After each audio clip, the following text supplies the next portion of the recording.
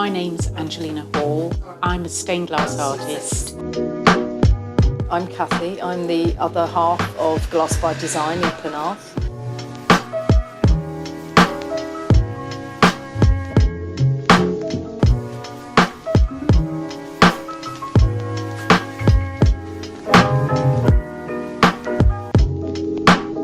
Shop in PENARTH opened for a very short period over Christmas and invited artists to exhibit their work there. Cathy was there for a couple of weeks period. I was as well. It seemed to marry really well that we were both wanting to work and exhibit our work in glass. Not go round craft fairs. We wanted to have a base on the high street.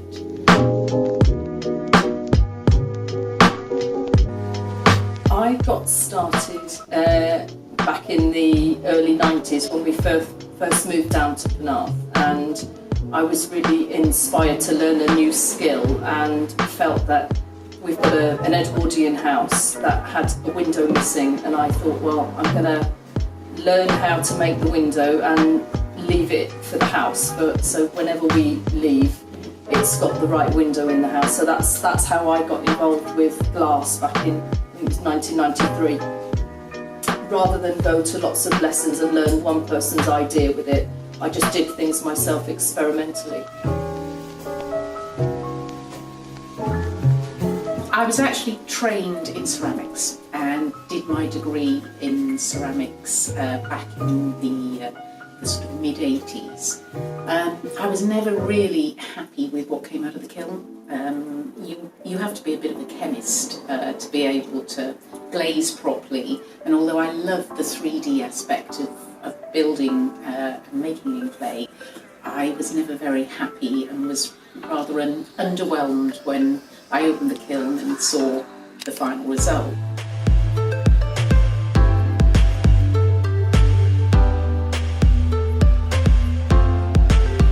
We wanted to teach, so we needed premises where the premises were big enough to be able to hold small classes, only for about 4 people. But we also knew that just selling glass alone wasn't enough, so we scoured South and West Wales for fantastic artists who are working in their studios but don't necessarily have their work on High Street.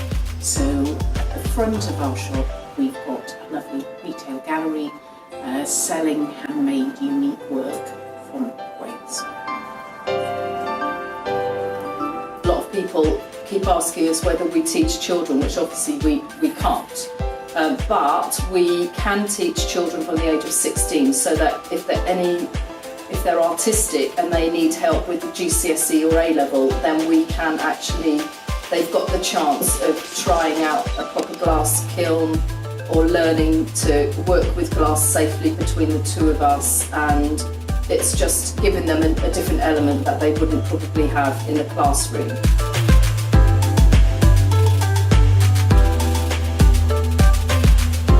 Someone who he saw us putting together our Oscars window on Tuesday and was walking around PENARTH and saw something that was connected with filming one of the charity shops, spent his own money, came down and said, I bought this because I thought it would be really nice for you to put in your window.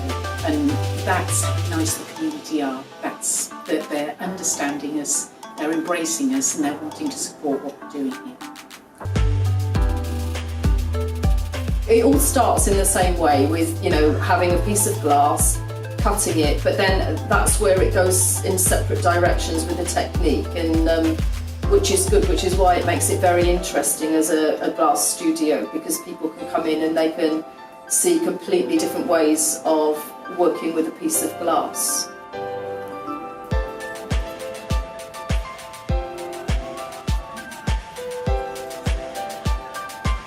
For both of us, there's always a story behind why we've come up with a design or an inspiration. For me, I tend to be inspired a lot by words, which might be to do with some part of my past. So I'm very into words and meaning, and also there's always a huge element of humour in my work. That's why mine is always quite brightly coloured overall. And that must be true for everybody, I think, who's artistic. Your life experience comes through in your work.